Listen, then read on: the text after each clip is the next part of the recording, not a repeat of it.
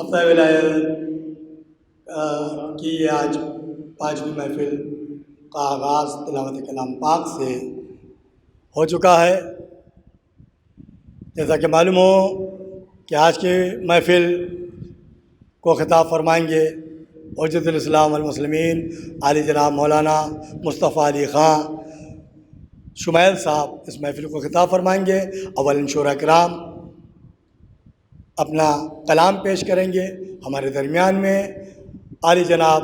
مولانا کامران بارونکی صاحب قبلہ تشریف رکھتے ہیں اور جناب رہبر عسکری صاحب قبلہ بھی تشریف رکھتے ہیں، اور عالی جناب شاعر اہل بیت عالی جناب وقار سلطان پوری صاحب۔ آئیے حضرات، میں 4 مصروں کے ساتھ آواز دینے جا رہا ہوں ایک سلموں کو۔ یہ نہ کہیے کہ حر گناہ گاروں میں تھا، یہ نہ کہیے کہ حر گناہ گاروں میں تھا، بلکہ یوں کہیے کہ گل الجھا ہوا خاروں میں تھا، بلکہ یوں کہیے کہ گل الجھا ہوا خاروں میں تھا۔ وفات حضرت مسلم نے آنکھیں کھول دیں، شہر کوفہ اب نہیں پہلے سے غداروں میں تھا، شہر کوفہ اب نہیں پہلے سے غداروں میں تھا۔ آئیے حضرات، انہی مصروں کے ساتھ میں آواز دینے جا رہا ہوں جناب رضا مدثر سے کہ وہ آئیں بارگاہ مولا میں منظوم نذرانے عقیدت پیش کریں۔ آپ حضرات نعرے صلوات سے خیر مقدم کیجیے۔ حیدر بنائے جاتے ہیں مولا غدیر میں، حیدر بنائے جاتے ہیں مولا غدیر میں، چاروں طرف ہے بس یہی چرچا غدیر میں، چاروں طرف ہے بس یہی چرچا غدیر میں۔ من کنتو کی صدا جو سنی تو نکل گیا، دشمن کی حسرتوں کا جنازہ غدیر میں، من کنتو کی صدا جو سنی تو نکل گیا، دشمن کی حسرتوں کا جنازہ غدیر میں۔ اور چہرہ علی کا دیکھ کے محسوس یہ ہوا، چہرہ علی کا دیکھ کے محسوس یہ ہوا، اترا ہو جیسے چاند کا ٹکڑا غدیر میں، اترا ہو جیسے چاند کا ٹکڑا غدیر میں۔ چہرہ علی کا دیکھ کے محسوس یہ ہوا، اترا ہو جیسے چاند کا ٹکڑا غدیر میں۔ اور سورج ہے سر جھکائے ہوئے دیر سے کھڑا، سورج ہے سر جھکائے ہوئے دیر سے کھڑا، لینے علی کے نور کا صدقہ غدیر میں، لینے علی کے نور کا صدقہ غدیر میں۔ نعرے صلوات۔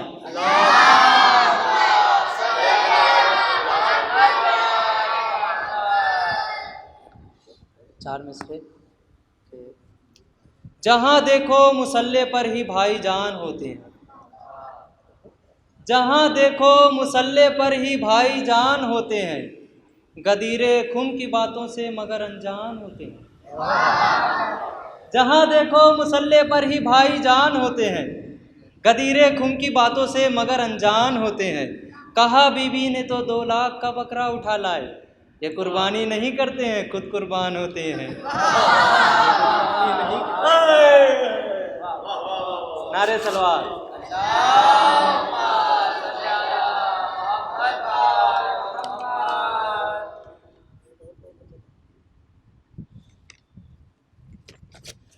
نعرے صلوات پڑھیں۔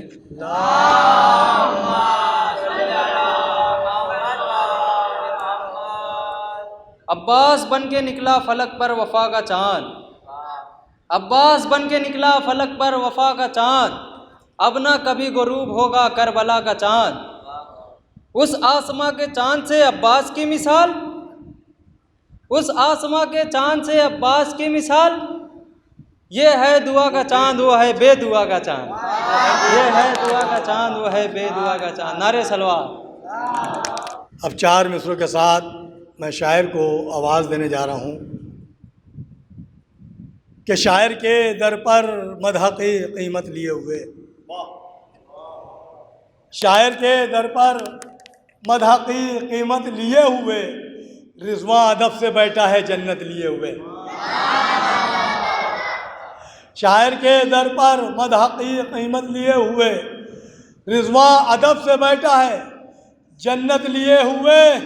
پھرتے ہیں مجرموں کی طرح دشمن علی، پیشانیوں پہ داغ عبادت لیے ہوئے، پھرتے ہیں مجرموں کی طرح دشمن علی، پیشانیوں پہ داغ عبادت لیے ہوئے۔ آئیے حضرات، میں آواز دینے جا رہا ہوں عالی جناب مولانا کامران صاحب سے کہ وہ آئیں بارگاہ مولا میں منظوم نذرانے کے پیش کریں، وقت کی پابندی کا خیال رکھتے ہوئے، چونکہ شعراء کرام کئی ہیں۔ میں مولانا کو آواز دینے جا رہا ہوں کہ وہ آئیں، اپنے لہجوں اور لہجوں کے ساتھ مومنین کے قلوب کو منور فرمائیں۔ نعرہ صلوات۔ ایک صلوات بے بار محمد وعلی محمد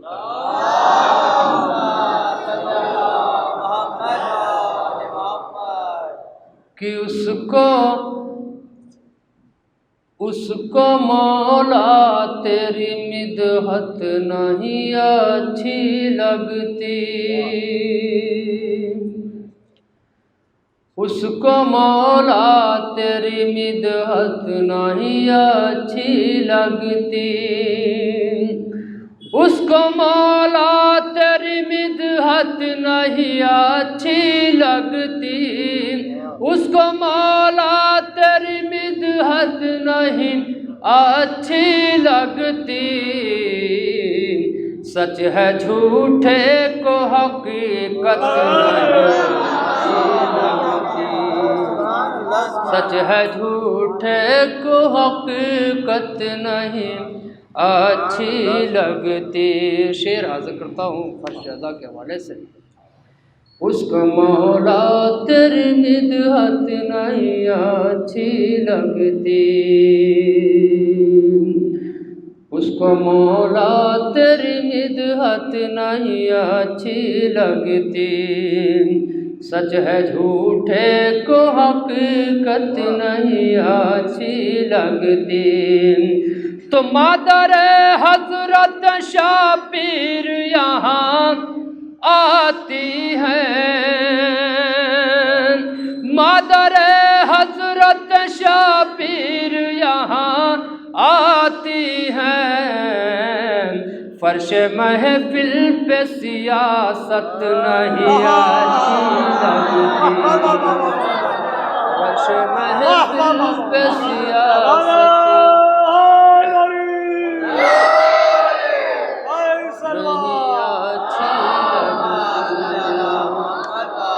محفل پہ سیاست نہیں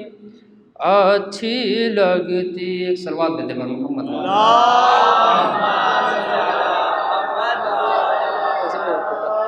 ایک مطلب دو تین شعر خصوصاً اساتذہ کرام سے اور علماء کرام سے۔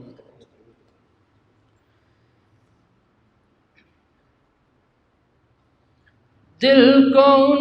کے لیے گھر بنا ہی دیا، دل کو ان کے لیے گھر بنا ہی دیا،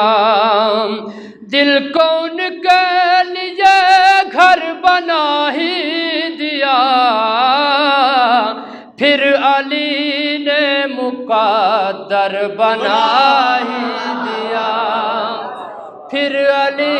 نے مقدر بنا ہی رہ دیا، پھر علی نے ایک صلوات دے دے بر محمد والا، پھر علی نے مقدر بنا ہی دیا۔ یہ شعر بطور خاص کہ تھے ابھی یوں تو پردے میں مشکل کشا، علماء کرام سے خصوصی توجہ، تھے ابھی یوں تو پردے میں مشکل کشا، تھے ابھی یوں تو پردے میں مشکل کشا، پھر بھی دیوار میں در بنا ہی دیا، پھر بھی دیوار میں در بنا ہی دیا، پھر بھی دیوار میں در بنا ہی دیا۔ ولی بھائی شعر تمہارا فرما لے کہ کیسر باطل کو عابد بہا لے گئے، قصر باطل کو بد بہا لے گئے، قصر باطل کو عابد بہا لے گئے، آنسوؤں کو سمندر بنا ہی دیا،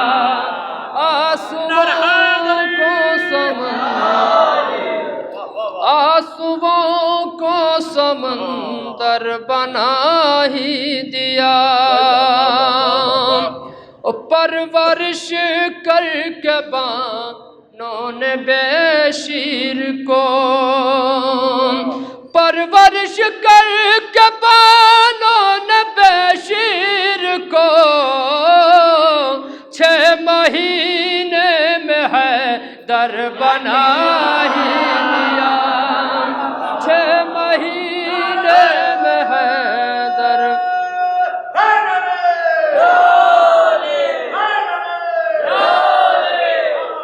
6 مہینے میں حیدر بنا ہی دیا،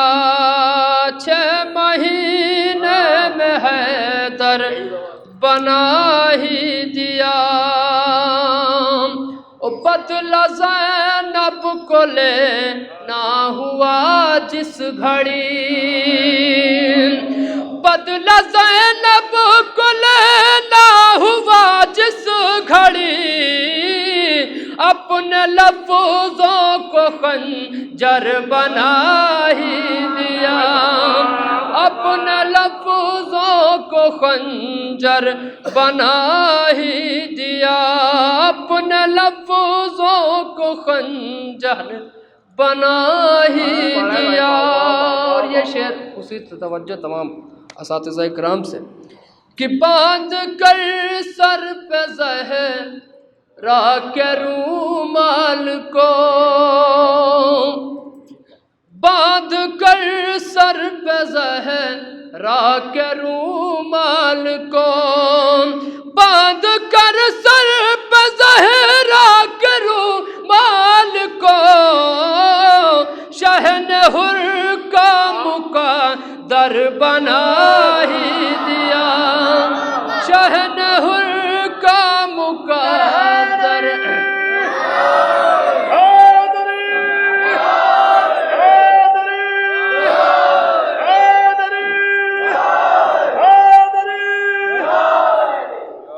شہن حر کا مقدر بنا ہی دیا، شہن حر کا مقدر بنا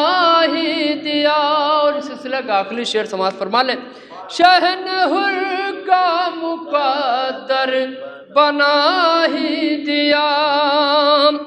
فن جنگ اپنے بابا سے سب سیکھ کر،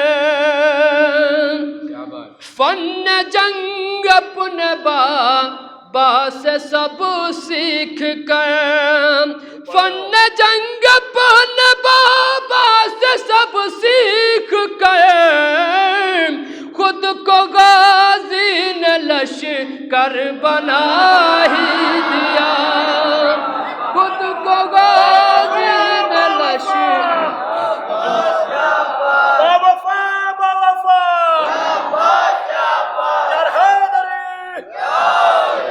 خود کو غازی نے لشکر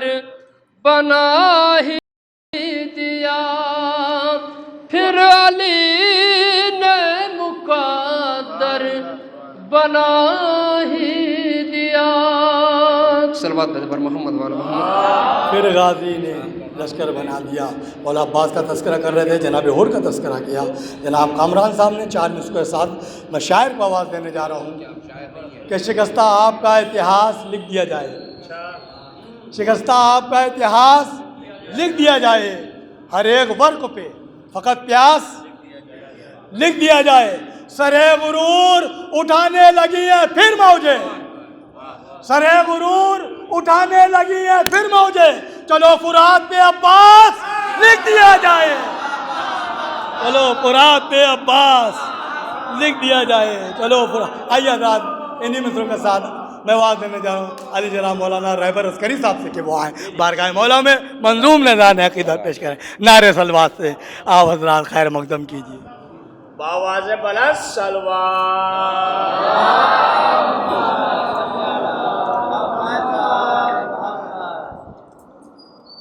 چار مصروں کا حکم ہوا ہے سرکار، اور انہی چار مصروں سے ہم نے ابتدا کی تھی کسی زمانے میں بچپن میں. قاسم شبیر صاحب کے چار مصرے ہیں، ملاحظہ فرمائیں. ایک صلوات ارشاد فرمائیں.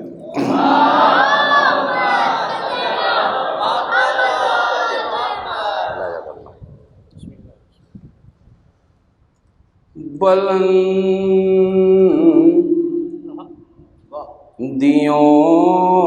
کا وہ منظر کہاں سے لاؤ گے، بلندیوں کا وہ منظر کہاں سے لاؤ گے، فضیلتوں کا سمندر کہاں سے لاؤ گے، فضیلتوں کا. اور یہ دو میں سے بیان اپنی بڑائی کا یوں کہیں بھی کرو، مگر غدیر کا منبر کہاں سے لاؤ، مگر غدیر کا منبر کہاں سے لاؤ گے. باواز بلند نعرے صلوات.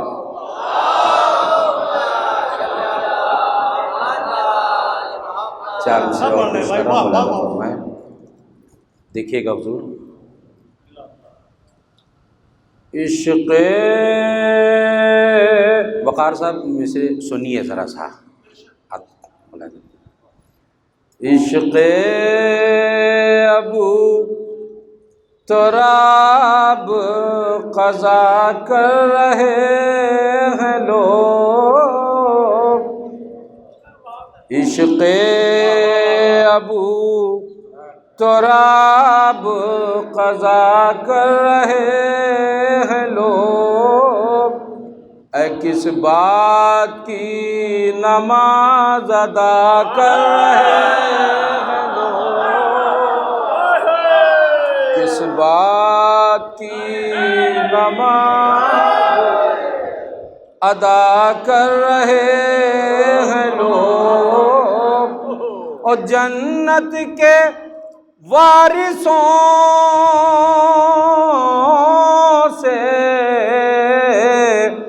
عداوت کے باوجود اے جنت میں داخلے کی دعا کر رہے ہیں لوگ، جنت میں داخلے کی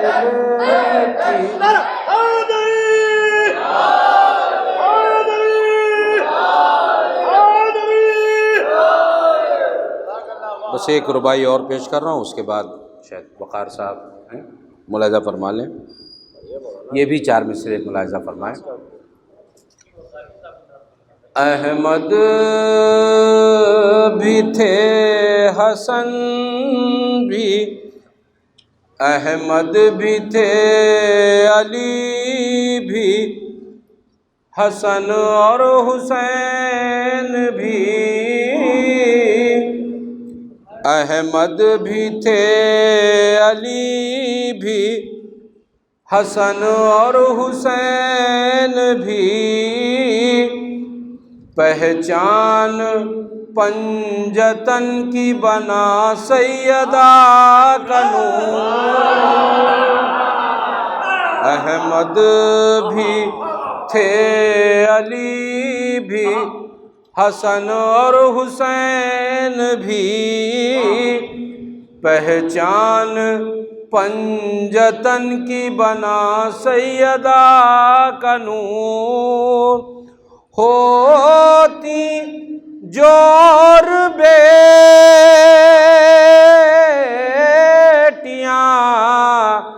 میرے حضور کی،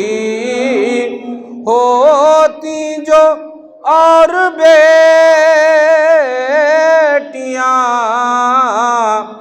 میرے حضور کی، لاتے مباہلے میں انہیں مصطفیٰ ضرور، لاتے مباہلے میں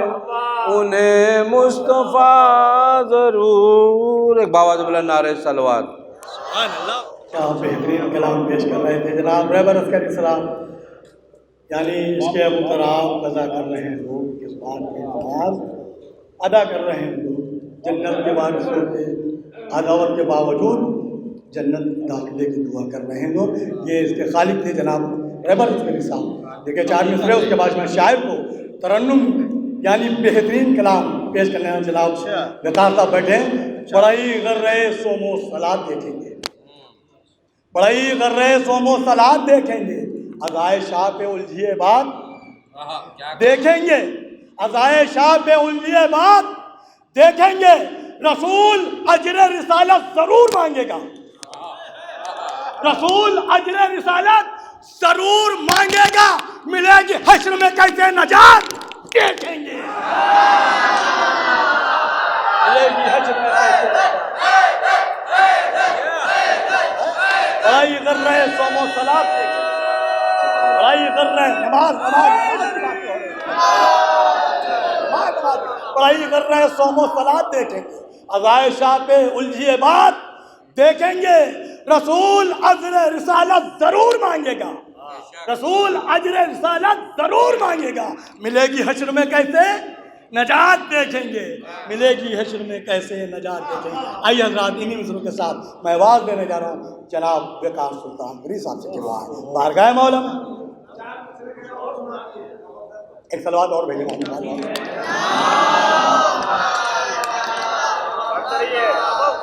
اور میں بلال صاحب کے 4 میں کہ حیدر سے عداوت ہے تو کعبہ نہیں لیتے، حیدر سے عداوت ہے تو کعبہ نہیں لیتے، پتھر کے مکی ہاتھ میں شیشہ نہیں لیتے، پتھر کے مکی ہاتھ میں شیشہ نہیں لیتے، ہم لوگ ہیں مرہون کرم کرب و بلا کے، ہم لوگ سعودی سے وظیفہ نہیں لیتے، ہم لوگ سعودی سے وظیفہ نہیں لیتے۔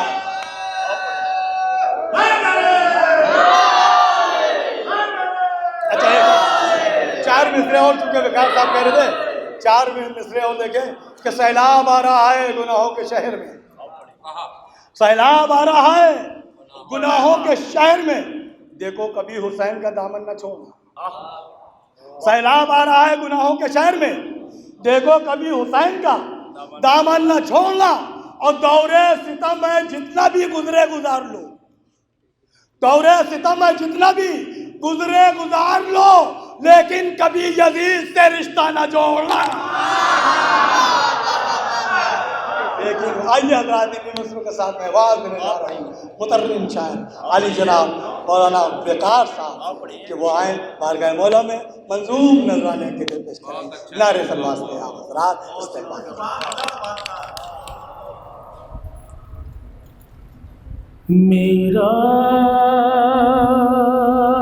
معراج پہ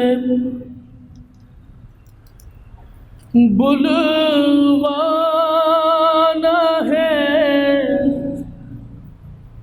شاہ دوسرا کو، معراج پہ بلوانا ہے شاہ دوسرا کو،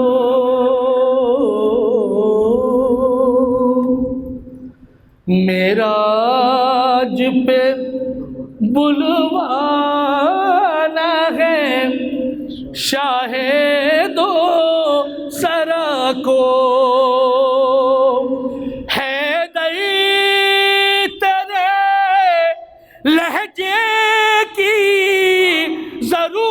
دعوت ہے خدا کو،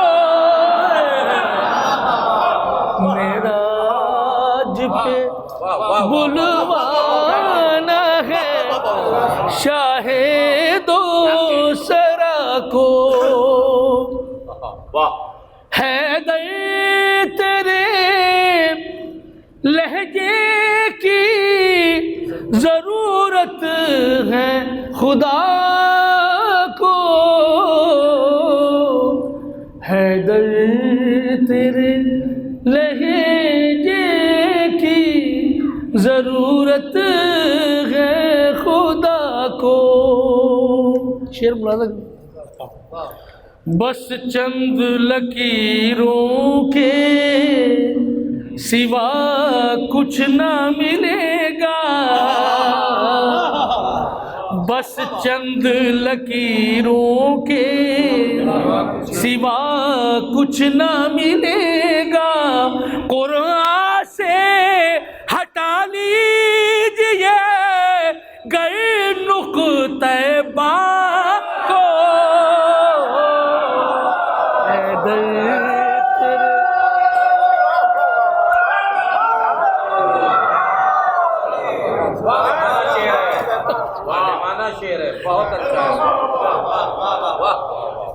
بس چند لکیروں کے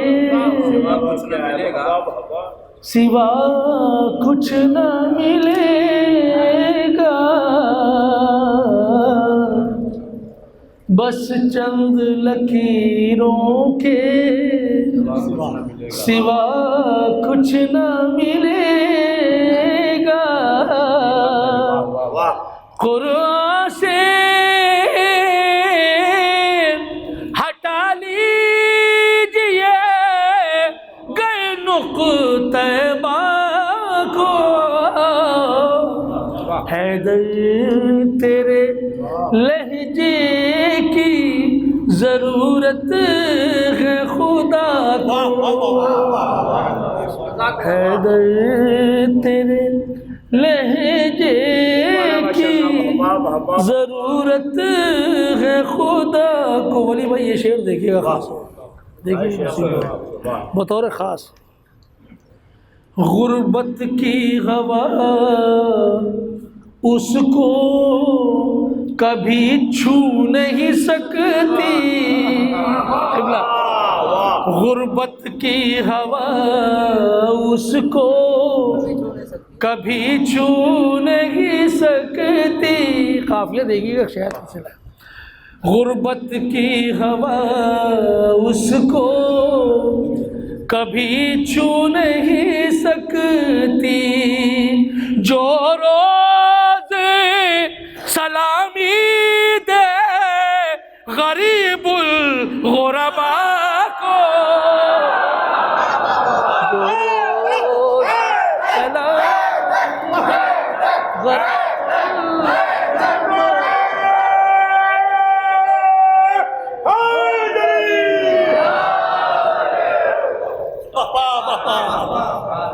غربت کی ہوا اس کو کبھی چھو نہیں سکتی، غربت کی ہوا اس کو کبھی چھو نہیں سکتی، جو روز سلامی دے غریب غرباء کو، جو روز سلامی دے غریب الغرباء کو۔ یہ بھی شعر ملاحظہ فرمائیے گا، شاید کسی لائق ہو بطور خاص۔ خدا کی ایک صفت یہ ہے کہ لا تاخذہ سنۃ ولا نوم، نہ اسے نیند آتی ہے نہ اونگ آتی ہے۔ اس کے تناظر میں مولا کی فضیلت ملاحظہ فرمائیے گا، شاید کسی لائق ہو۔ قبلہ فکر ہم اہل یقین دھوکے میں آ جاتے یقیناً، ہم اہل یقین دھوکے میں آ جاتے یقیناً، ہم اہل یقین دھوکے میں آ جاتے یقیناً، آتی نہ اگر نیند نصیری کے خدا کو، آتی نہ اگر نیند نصیری کے خدا کو، آتی نہ اگر نیند نصیری کے خدا کو۔ یہ آخری شعر ملاحظہ فرمائیے گا۔ تاریخ بھلا دے یہ الگ بات ہے لیکن، ولی بھائی شعر دیکھیے گا، تاریخ بھلا دے یہ الگ بات ہے لیکن، اسلام نہ بھولے گا محمد کے چچا کو۔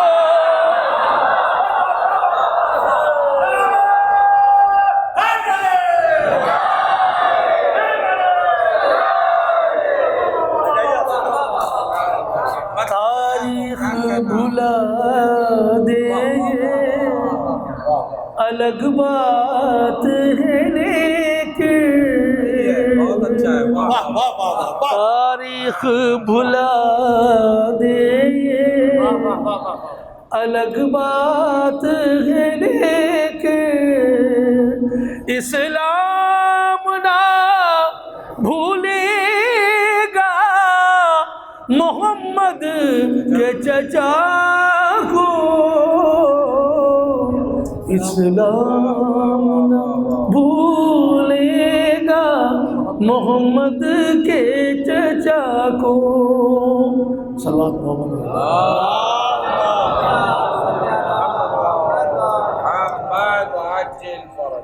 ایک مرتبہ کے چند اشارے پیش کروں گا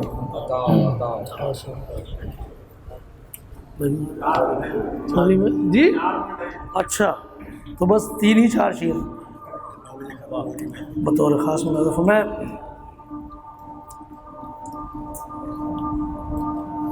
بغض حیدر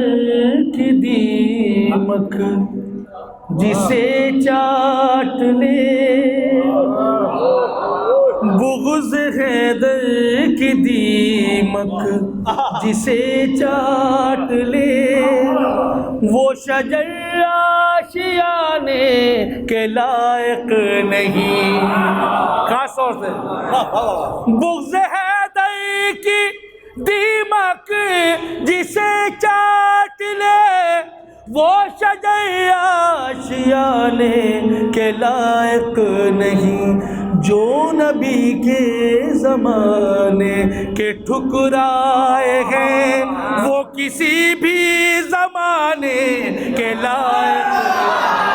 جو نبی کے زمانے کے ٹھکرائے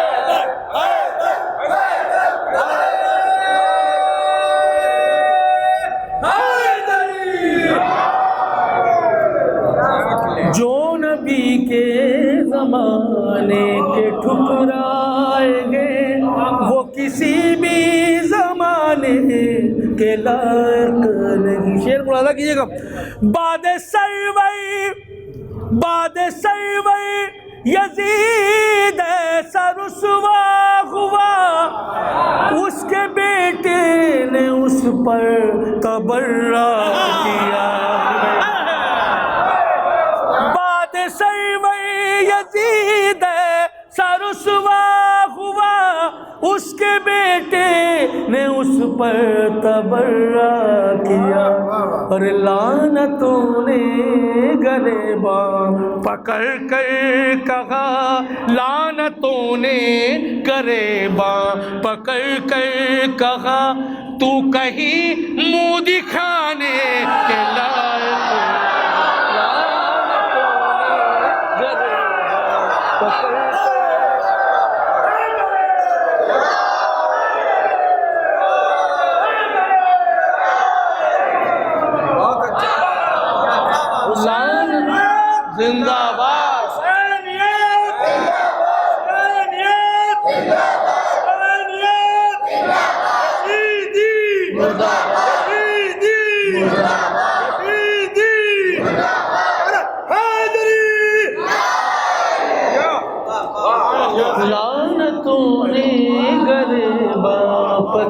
کر کہا تو کہیں منہ دکھانے کے لائق نہیں. غدیر کی محفل ملاحظہ فرمائیے گا اس شعر. اپنے ایمان کی روشنی کے لیے قبلہ خاص طور سے دیکھیے گا. اپنے ایمان کی روشنی کے لیے لائے ہو تم سقیفہ کے مجرم دیے. اپنے ایمان کی روشنی کے لیے ان تیوں کی کیا اہمیت ہے ملاحظہ کیجئے گا دوسرے میں. اپنے ایمان کی روشنی کے لیے لائے ہو تم سقیفہ کے مجرم دیے. مسجدیں تو بہت دور کی بات ہے بت قدوں میں جلانے کے لائق. مسجدیں تو بہت دور کی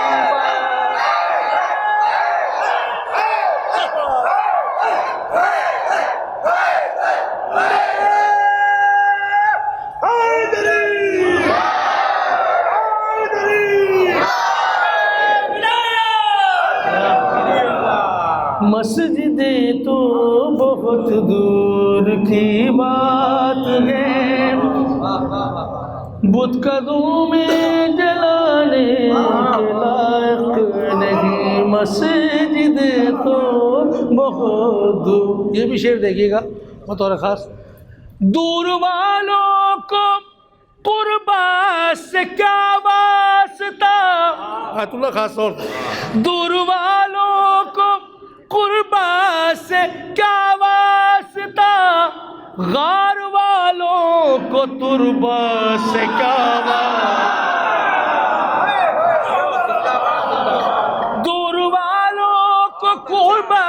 دور والوں کو قربا سے کیا واسطہ غار والوں کو تربا سے کیا واسطہ.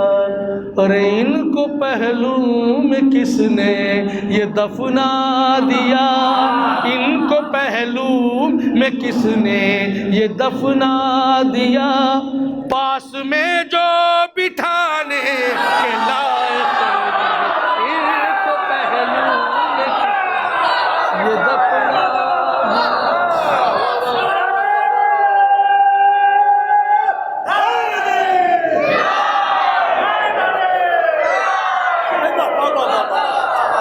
ان کو پہلو میں کس نے یہ دفنا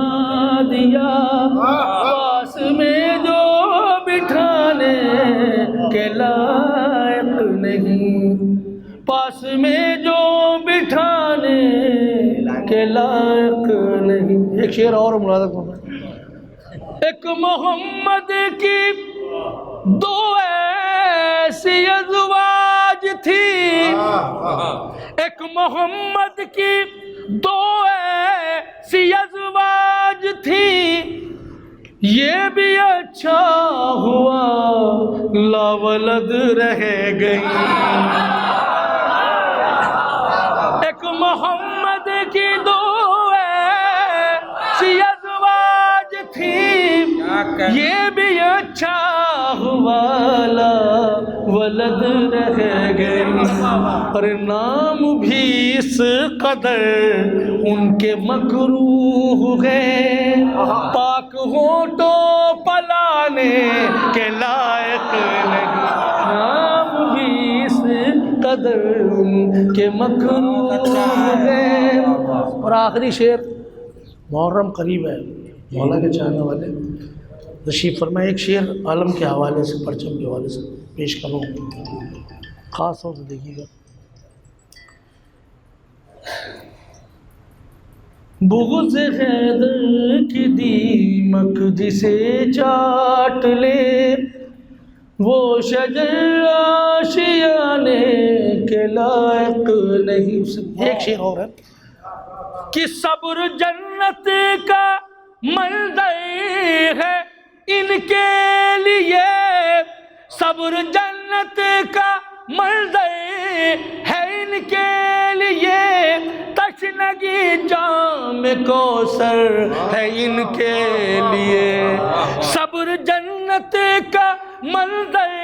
ہے ان کے لیے، تشنگی جام کوثر ہے ان کے لیے، اور ناصروں کو یہ اچھی طرح ہے خبر، القمام لگانے کے لائق نہیں، ناصروں کو یہ اچھی طرح ہے خبر، القمام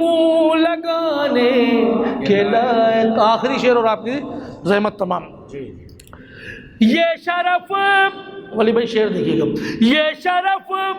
بس گلابوں کو رب نے دیا، یہ شرف بس گلابوں کو رب نے دیا، ایک ایک پنکھڑی میں ہے بوئے وفا، یہ شرف بس گلابوں کو رب نے دیا، ایک ایک پنکھڑی میں ہے بوئے وفا، پھول یوں تو چمن میں بہت ہیں مگر، پھول یوں تو چمن میں بہت ہیں مگر، سب علم پر سجانے کے لائق نہیں، پھول یوں تو چمن میں بہت ہیں۔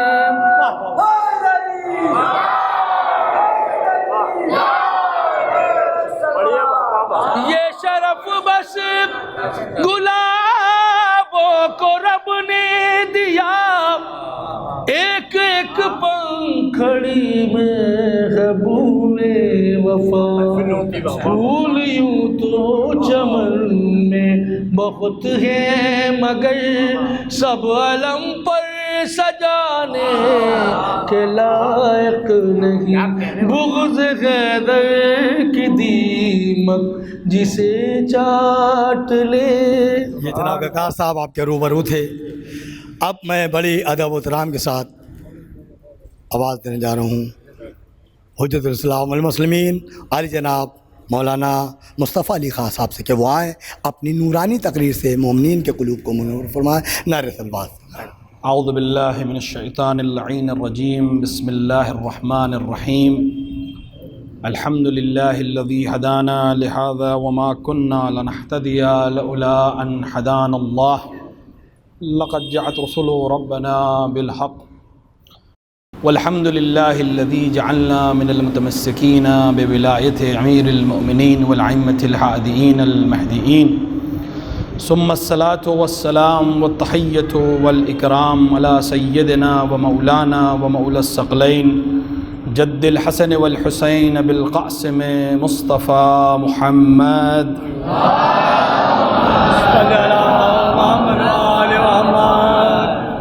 وعلى آلہ الطیبین الطاہرین المعصومین المنتخبین المظلومین، لا سیما ابن عمہ غالب علی کل غالب مولانا علی ابن ابی طالب، ولعنۃ اللہ علی اعدائہم اجمعین من یوم ظلمہم الی لقاء یوم الدین وبعد یوم الدین، اما بعد فقد قال رسول اللہ صلی اللہ علیہ وآلہ من کنت مولا فعلی مولاہ، صلوات پڑھ محمد وآلہ۔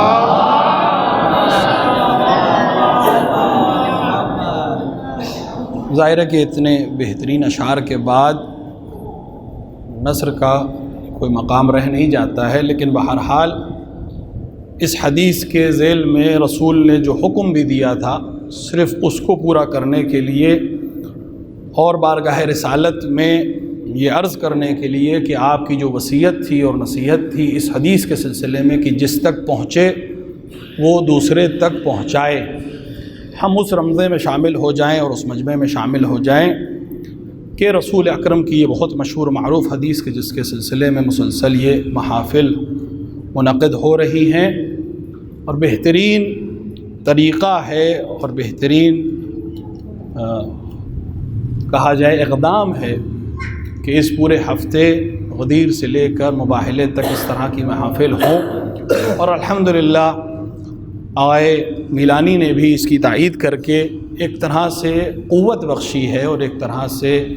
ہمت افزائی کی ہے کہ اس کام کو اور بہتر طریقے سے انجام دیا جائے۔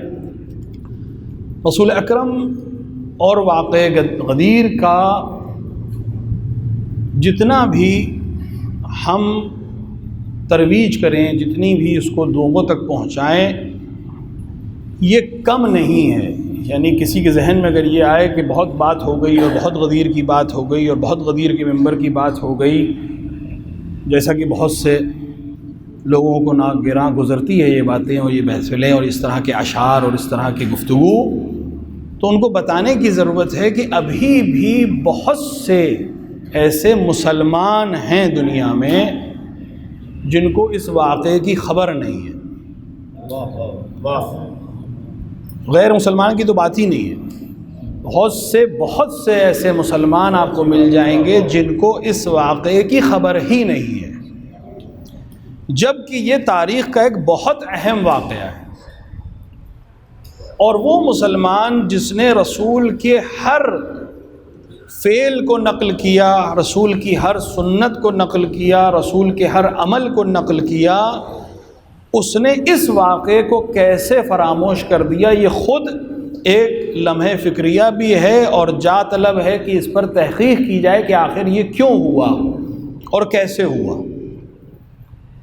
اگر ایک عام شخص سے کوئی سوال کرے، ایک عام مسلمان سے، ہم سے، آپ سے، یا کسی ایک عام نوجوان جس کا تعلق علمی نہ بھی ہو، اس سے کوئی سوال کرے کہ ہمارا اور اہل سنت کا ڈفرینس کس چیز پر ہے، ہمارا اختلاف کہاں ہے، تو آپ اسے مختصر ترین چیز جو بتا سکتے ہیں وہ یہی بتا سکتے ہیں کہ ہمارا اور ان کا اختلاف غدیر سے ہے۔ ہم غدیر کو ماننے والے ہیں، وہ غدیر کو بھلانے والے یا انکار کرنے والے ہیں، کیونکہ اس کے علاوہ جتنا ڈفرینس ہے وہ سب فروع میں آتا ہے، وہ اس ڈفرینس کے نتیجے میں، اس اختلاف کے نتیجے میں اس طرف جا رہے ہیں۔ آپ جتنے بھی اختلاف گنانا چاہیں، بہت لمبی طولانی ایک فہرست بن سکتی ہے، لیکن ان سب کا مرکز کہاں ہے، مین وجہ کیا ہے جہاں سے یہ دونوں حصے بٹ رہے ہیں، مسلمانوں کے دو بڑے حصے کہاں سے الگ ہو رہے ہیں، یہ وہ پوائنٹ ہے۔ جس طرح غدیر کے میدان سے مختلف راہیں نکلتی تھیں، کوئی یمن جائے گا، کوئی مدینے جائے گا، کوئی روم کی طرف جائے گا، اسی طرح مسلمانوں کے دو فرقے بھی وہیں سے جدا ہو رہے ہیں۔ ایک وہ ہیں جنہیں غدیر کا مولا یاد رہا، اور ایک وہ ہیں جنہوں نے غدیر کے مولا کو بھلا دیا۔ ایک صلوات پڑھ محمد و آل محمد۔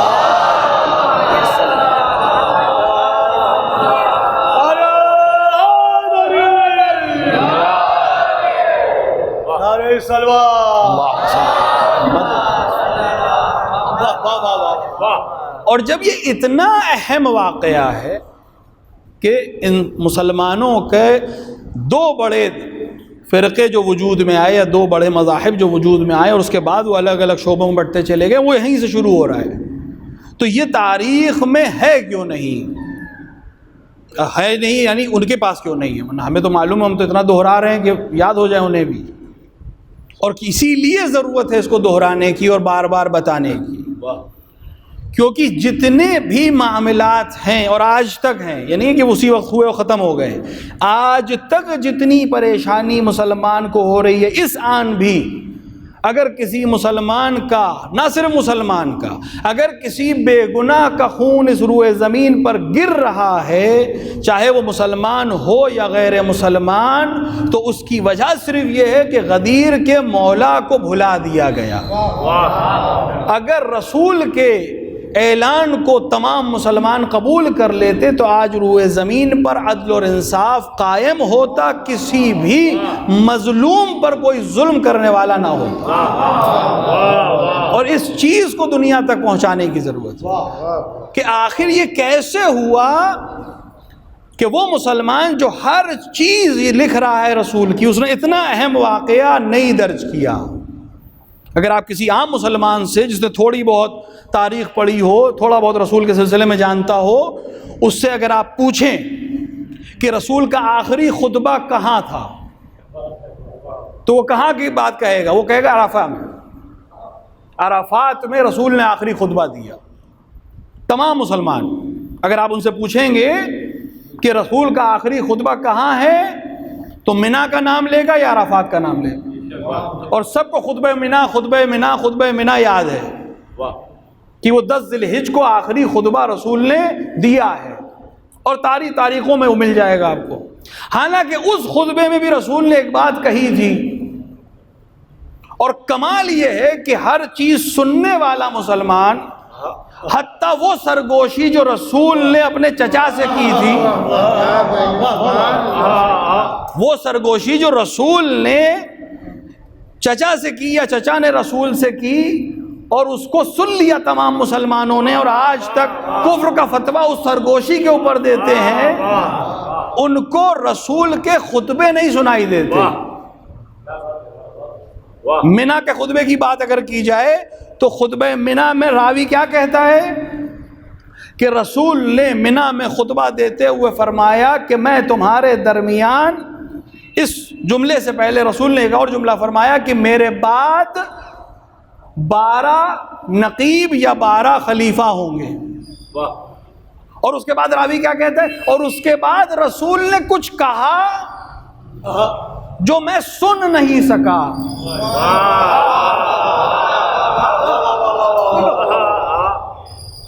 رسول کہاں خطبہ دے رہے ہیں؟ منا میں، آپ کے لحاظ سے آخری خطبہ ہے، رسول بتا کے جا رہے ہیں کہ یہ میرا آخری حج ہے، پہلا اور آخری حج ہے، اور اس میں تمام ارکان حج میں تعلیم کر دوں گا، سب کو دعوت دی ہے، زیادہ سے زیادہ لوگ آئیں حج میں شریک ہوں۔ وہاں رسول منا کے میدان میں خطبہ دے رہے ہیں، اور راوی سنتے ہوئے ایک دم سے کہہ رہا ہے، سب کو سنائی دے رہا ہے اسے، ایک دم سے وہ کہہ رہا ہے کہ اس کے بعد رسول نے ایک جملہ کہا جو ہم سن نہیں سکے۔ اور اس کی وجہ بھی بعض لوگوں نے بیان کی کہ رسول نے جب وہ جملہ دہرایا تو کچھ لوگ وہاں پر آوازیں بلند کرنے لگے، جس کی وجہ سے وہ بات ہم تک پہنچ نہیں سکی۔ تاریخ رسول کو اگر ہم مطالعہ کریں تو یہ واقعہ کہ رسول کی بزم میں لوگ بلند آواز سے گفتگو کرنے لگیں اور دوسروں تک آواز نہ پہنچ پائے، ایک بار نہیں ہوا ہے۔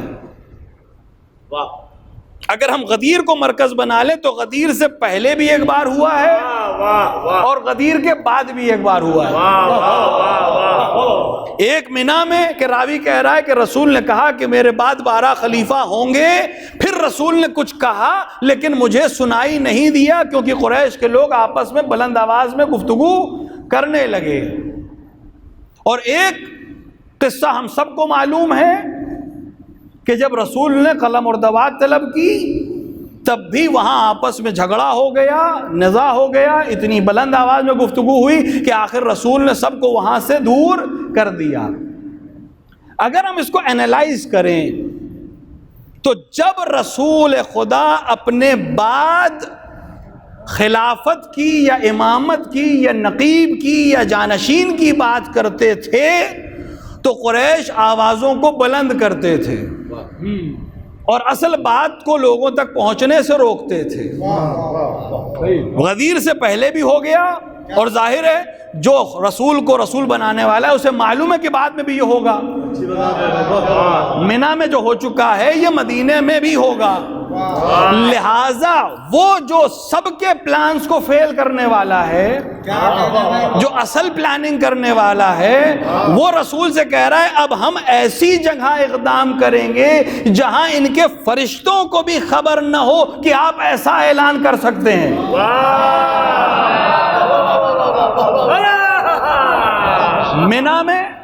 منا میں آپ کی آواز کو دبا دیا، اب سب اپنے اپنے وطن کی طرف جا رہے ہیں، حج تقریباً تمام ہو چکا ہے، سب اپنے اپنے معاملات میں مشغول ہو چکے ہیں، کسی کے ذہن و گمان میں بھی نہیں ہے کہ ایک دم سے رسول کسی ایسی جگہ پر جہاں کبھی کوئی قافلہ نہیں رکتا ہے، جہاں کبھی کوئی اس طرح کا معاملہ نہیں ہوا ہے، وہاں رسول ایک دم سے سب کو روک دیں گے اور وہاں آنے والوں کو جو پیچھے رہ گئے ان کو بلایا جائے گا، جو آگے چلے گئے ان کو پلٹایا جائے گا، اور رسول ایک الگ سا کام کریں گے جس کی تیاری یہ کر نہیں سکے۔ لہٰذا ایک ایسا کام کیا جائے کہ ان کو بھلانا بھی چاہیں تو یہ بھلا نہ سکیں، اور آپ کی آواز کو روکنا چاہیں تو روک نہ سکیں، اگر شور کرنا چاہیں تب بھی آپ اس طرح کا انتظام کریں گے کہ چاہے جتنا اعتراض کریں یا آواز بلند کریں آپ کی بات سب تک پہنچ جائے۔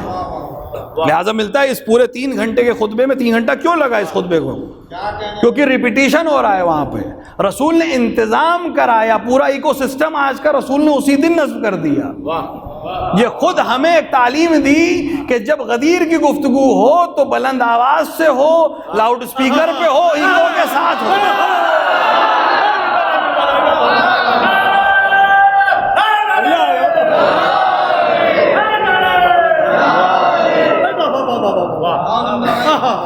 جب غدیر کی بات ہو تو بلند آواز سے اور ایکو سسٹم کے ساتھ ہو، تاکہ کوئی یہ نہ کہہ سکے کہ ہم نہیں سن سکے کہ رسول نے کیا کہا۔ اور اس مجمع کو جو بالکل حیرت اور حیرانیت میں تھا کہ کیا ہوگا، رسول نے کیوں روک لیا، کیا کہنے چاہ رہے ہیں، وہاں رسول نے اس حدیث کو ارشاد فرمایا کہ من کنت مولا فعلی مولا یا فہذا علی مولا۔ خود ایک بحث ہے کہ فہذا ہے یہاں پہ یا نہیں، اس میں بھی لطافت ہے بہت زیادہ، اس پہ ہم نہیں جائیں گے۔ اس وقت امیر المؤمنین کو اپنا بلا فصل جانشین بنایا، بلا فصل جانشین کا اعلان کیا، جانشینی کا، اور اس واقعے کو یہ بھلا نہیں سکتے تھے، یہ نہیں کہہ سکتے تھے ہم نے کیا سنا، لہٰذا ایک پورا سسٹم بنایا گیا کہ اس واقعے کو تاریخ سے ہی محو کر دیا جائے۔ لہٰذا اگر آپ اس کو غور کریں، صرف آخری بات کہ غور کرنے کی ضرورت ہے کہ وہ کتاب جو 60,000 حدیثیں رسول سے نقل کر رہی ہے، جس کا مصنف یہ اعتراف کر رہا ہے کہ مجھے 20,000 سے زیادہ جھوٹی حدیثوں کا علم ہے، بخاری نے خود اعتراف کیا ہے کہ مجھے 20,000 سے زیادہ جھوٹی حدیثوں کا علم ہے جو میں نے اپنی کتاب صحیح میں نقل نہیں کی ہے، اور 60,000 کے آس پاس حدیثیں نقل کی ہیں۔ 20,000 اس کے علاوہ ان کو معلوم تھی اور ان کو علم تھا یہ جھوٹی ہیں، لہٰذا انہوں نے اپنی صحیح میں اس کو ذکر نہیں کیا۔ کتنے کمال کی بات ہے، جس کو 20,000 غیر صحیح حدیثیں معلوم تھیں، اس کو رسول کی ایک صحیح حدیث جس کو باقی تمام ائمہ نے نقل کیا اس کو یاد نہیں ہوئی، جبکہ اسی صحیح مسلم میں آپ کہہ رہے ہیں کہ بنا کے بعد رسول نے خطبہ نہیں دیا، اسی صحیح مسلم میں خدا نے کس طرح سے لکھوا دیا، ورنہ وہ تو نہ لکھتا، لیکن صحیح مسلم میں لکھ دیا کہ غدیر کے میدان میں رسول رکے۔ حدیث نہیں لکھی اس نے، خطبہ نہیں لکھا ہے اس نے، لیکن رکنے کا لکھا ہے کہ رسول غدیر کے میدان میں رکے۔ تو اب تأمل کی جگہ ہے کہ انسان جو صحیح مسلم سے تو انکار نہیں کر سکتا، تو وہ کم سے کم یہ پوچھے مسلم سے کہ رسول رکے تو کیا کیا، رسول رکے تو انہوں نے کیا کیا۔ یہ اتنا امپورٹنٹ ہے کہ تم نے نقل کیا کہ رسول رکے تو غدیر میں کیوں رکے، شاید اسی لیے کہ اب اہل تحقیق آ کر مطالعہ کریں کہ باقی کتابوں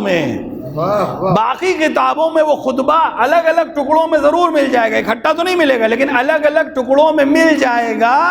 جہاں اس بات کی طرف رسول نے باقاعدہ اشارہ کیا کہ میرے بعد خلیفہ کون ہوگا۔ لہٰذا آج ہمارے لیے ضروری ہے کہ ہم غدیر کی ترویج کریں، صرف اپنوں بچوں تک نہ پہنچائیں، دوسروں تک پہنچائیں جو اپنے آپ کو رسول کا مسلمان کہتے ہیں، اللہ کا کلمہ پڑھتے ہیں، رسول کی رسالت کی گواہی دیتے ہیں۔ یقین جانیں اس میں اکثر وہ جن تک بات نہیں پہنچی ہے، تو کم سے کم ہم حجت تمام کرنے کے لیے ان تک پہنچا دیں۔ تاکہ کم سے کم حجت تمام ہو جائے روز محشر، وہ یہ نہ کہہ سکیں کہ یا رسول اللہ ہمیں پتہ نہیں تھا، اگر ہمیں پتہ ہوتا تو ہم علی کو مان لیتے۔ کم سے کم اس نیت سے ہم لوگوں تک پیغام غدیر پہنچا دیں کہ کل یہ رسول کے سامنے حجت نہ پیش کر سکیں۔ بارگاہ الہی میں دست دعا ہے کہ وہ ہمیں صحیح معنوں میں غدیر کے مولا کا غلام بنائے، ہمیں ائمہ اطہار سے ایک آن کے لیے جدا نہ کرے، اور جو غدیر کے سلسلے میں رسول کی تاکید ہے اور وصیت ہے، ہم اس وصیت کو، اس عمل کو صحیح طریقے سے انجام دے سکیں۔ خدایا تجھے عظمت غدیر کا واسطہ، تجھے عظمت صاحب غدیر کا واسطہ، تجھے عظمت ائمہ علیہم الصلوۃ والسلام کا واسطہ، دنیا میں جہاں جہاں بھی شیعان حیدر کرار ہیں ان کی جان و مال و عزت و آبرو کی حفاظت فرما، علماء اعلام مراجع کرام کا سایہ ہمارے سروں پر محفوظ رکھ، اتباعت عالیات حسن عراق اور شام کی حفاظت فرما، اس زندگی میں ان کے قبور کی زیارت اور آخرت میں ان کی شفاعت سے بہرہ مند فرما، اور وارث حقیقی غدیر، وارث اور منتقم خون کربلا کے ظہور میں تعجیل فرما، اندر ظہور اپنے امام کو پہچاننے کی اور نصرت کرنے کی توفیق عطا فرما۔ ربنا تقبل منا انک انت السمیع الدعاء۔